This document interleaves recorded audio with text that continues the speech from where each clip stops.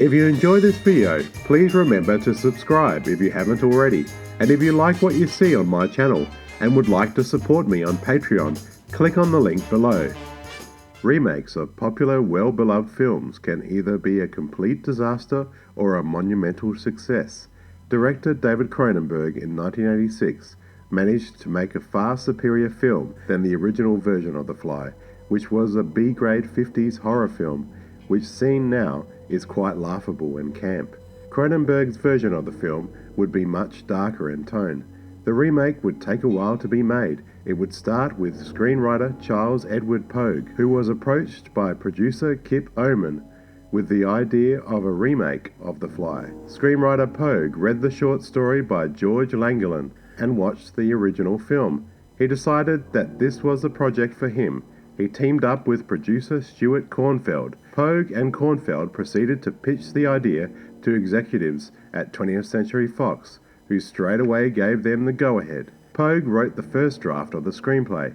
He originally wrote an outline very similar to the idea of the original short story, but decided that it would be far better to rework the story. Pogue and Cornfeld decided to focus more of the story on a gradual metamorphosis, instead of a fast transformation to the monster.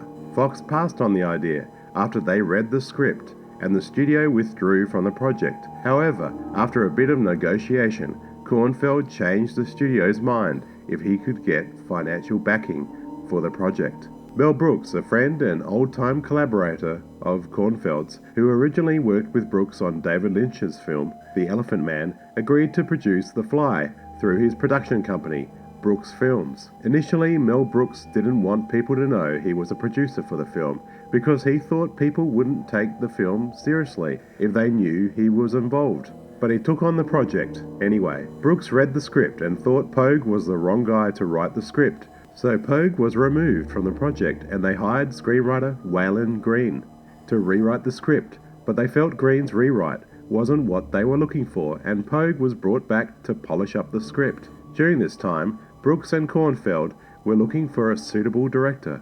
Their first choice was in fact David Cronenberg, but he was busy working on an adaptation of Total Recall by Dino De Laurentiis. They decided on Roger Berman for director, who was actually flown in to meet writer Pogue, but he had to hold off for a while after his daughter was tragically killed in an accident. Brooks and Cornfeld waited a month and asked Berman to direct The Fly straight away. Berman told them that he was unable to work so soon. Mel Brooks told him that he would wait 3 more months and contact him again. After 3 months, Berman told him he would not be able to direct. Other directors were approached, including Tim Burton, but he was not available. Director David Cronenberg took the job of director after the production of Total Recall was cancelled. Brooks and producer Cornfeld offered $1 million to Cronenberg to direct, and this sealed the deal.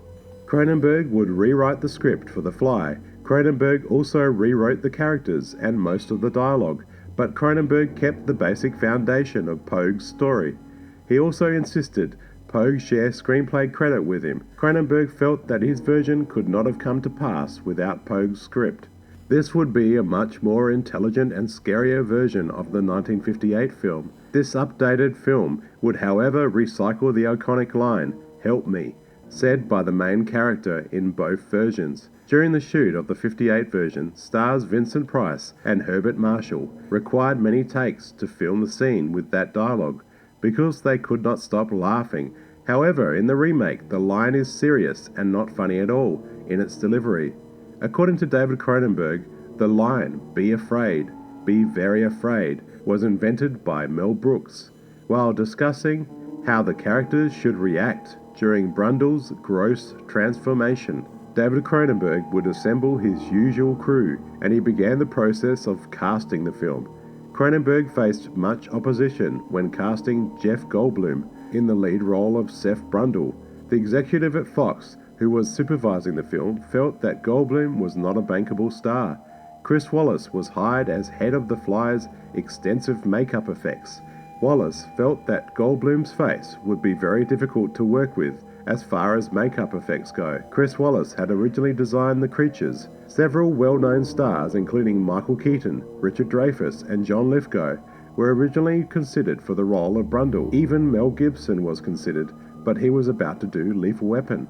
Cronenberg had reservations when Goldblum suggested Geena Davis, who was his girlfriend at the time, for the lead female role of Veronica. Cronenberg, however, became convinced she was right for the role after seeing Davis reading for the role. Producer Stuart Kornfeld suggested that they audition more actresses, saying that it's the script that is brilliant.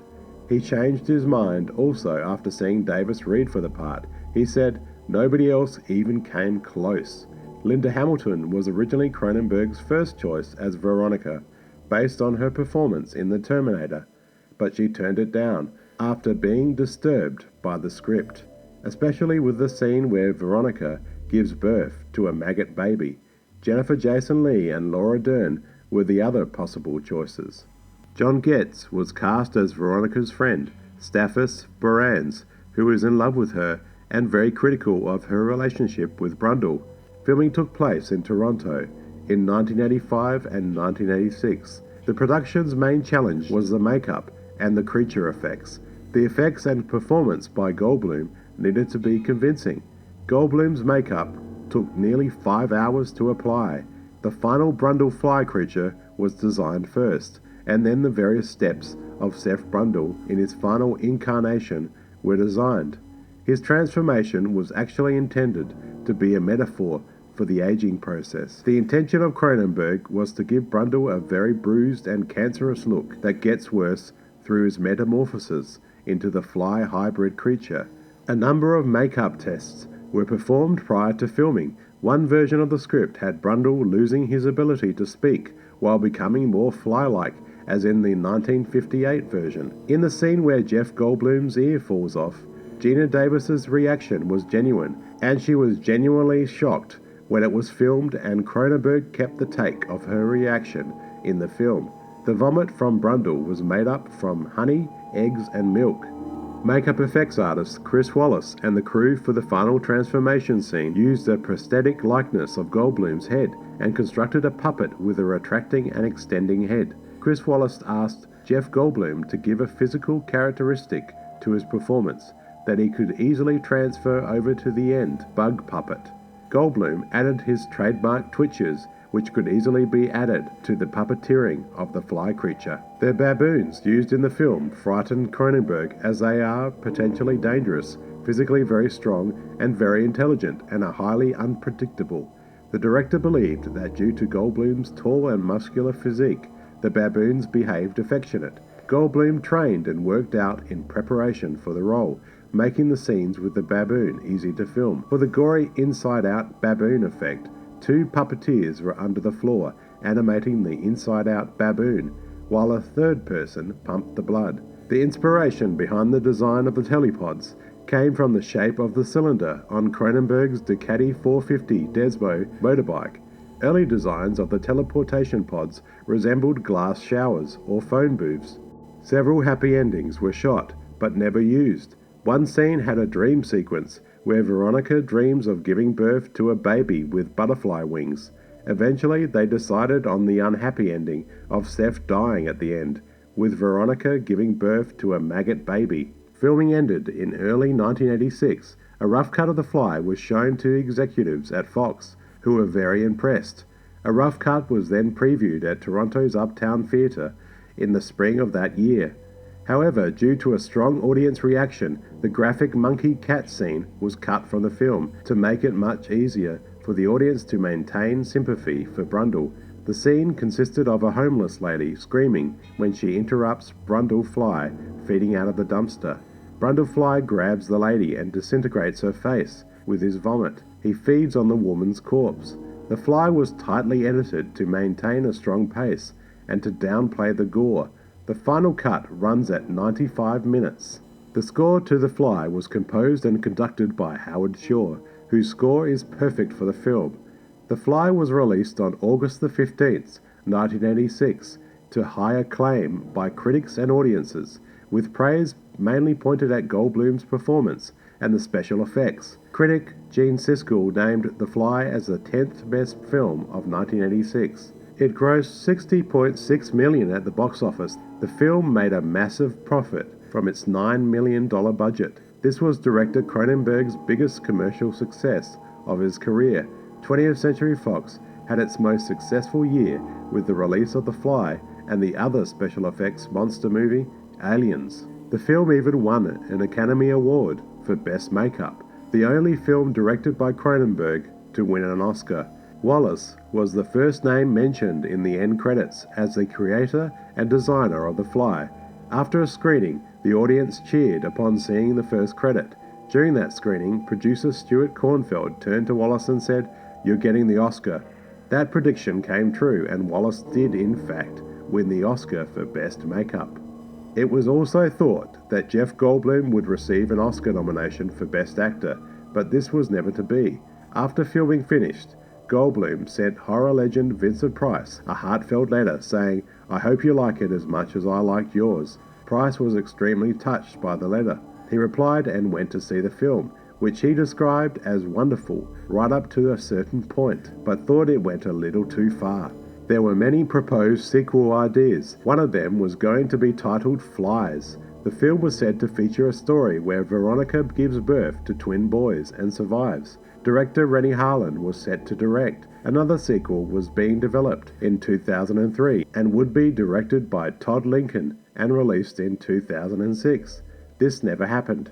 David Cronenberg in 2009 was even rumored to direct a second remake of The Fly. This idea was dropped. Makeup effects master Chris Wallace would go on to direct an above-average sequel to The Fly, which was released in 1989, starring Eric Stoltz as the son of Seth Brundle.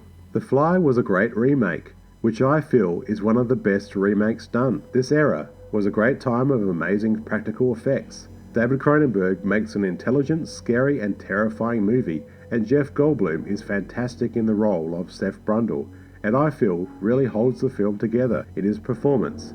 My name's Jonathan, thanks for watching.